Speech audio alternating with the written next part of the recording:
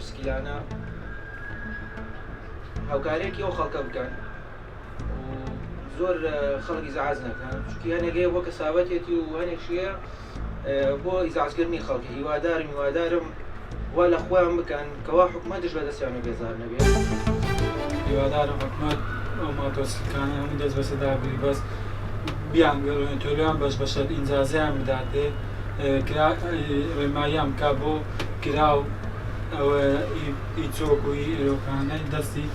بۆ ئەوەی سەلامەت بن بە ئەوەشیان پێ بکەم ڕێماییان کەکە لە جادەکان کو دەڕۆن. هیوادارم حکومەت دایمەن هەوڵی ئەوەی هۆشیارکردنەوەی خەڵک بدا کە ئەوانەی ماتۆرسکیل بەکاردێنن بە شێوەیەکی ڕێک و پێک کە هەموو یاساییبی بێکەم و کوڕی مەسەرەن ئەوانەی خودەی لەسەر بکەن و یاخود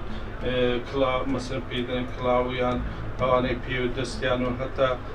هەتا حکومەت بەبی هۆشیاریان بکاتەوە کە بێ ئەو شتانە ماتۆرسکیل لێ نەخۆڕن.